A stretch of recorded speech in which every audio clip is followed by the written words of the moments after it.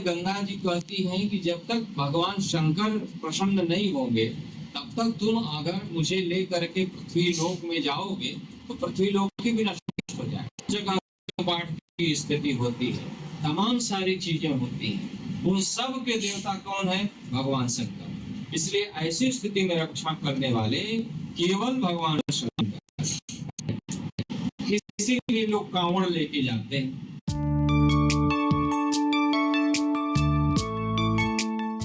भागीरथी कहती हैं, गंगा जी कहती हैं कि जब तक भगवान शंकर प्रसन्न नहीं होंगे तब तक तुम अगर मुझे ले करके पृथ्वी लोक में जाओगे तो पृथ्वी लोक भी नष्ट हो जाएगा।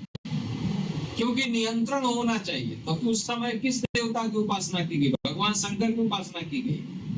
भगवान शंकर जो है जब प्रसन्न हुए तो भगवती को अपनी जटा में रखा और जितना आवश्यक है उतना जल छोड़ दिया। भागीरथी आगे चले, इस प्रकार से गंगा जी का अवतार। तो समस्त जल के वेग को नियंत्रित करने वाले जो देवता है वो भगवान शंकर। इस मास में क्या होता है? जल का प्रवाह होता है चारों ओर, नदियां उफान पर होती हैं, बहुत जगह बाढ़ की स्थिति होती है, तमाम सारी चीजें होती हैं। उन सब के देवता कौन है? भगवान शंकर। इसलिए ऐसी स्थिति में रक्षा करने वाले केवल भगवान शंकर, और वो संहार के भी देवता है।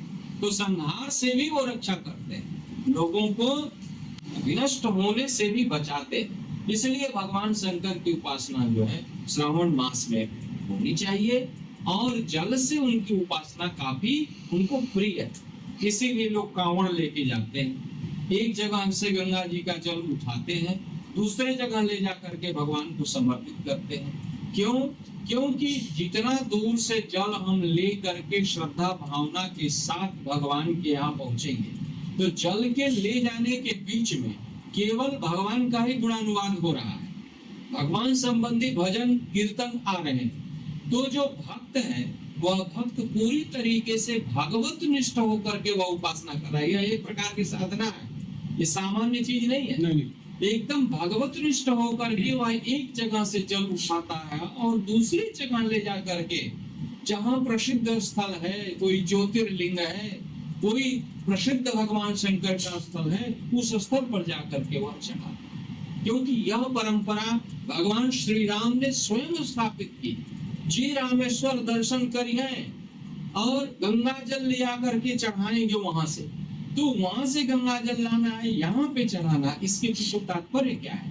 इसके पीछे तात्पर्य यह है कि यह एक लंबी उपासना है। जब तक व्यक्ति एकदम समर्पित नहीं होगा तब तक संभव नहीं होगा, क्योंकि बहुत सारी कठिनाइयां आएगी, बहुत सारी दिक्कतें आएंगी, और उससे भगवान शंकर प्रसन्न होंगे। और जब भगवान शंकर प्रसन्न होंगे तो व्यक्ति का कल्याण हो जाए, क्योंकि भगवान विष्णु तो प्रसन्न है ही।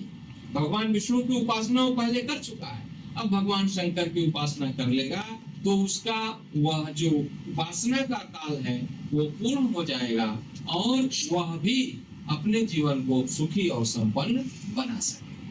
यदि वो यह उपासना नहीं करता है, केवल भगवान विष्णु की उपासना में ही रह जाता है, तो एक प्रकार से उसका जो कोर्स है वह अधूरा है। ठीक है ना?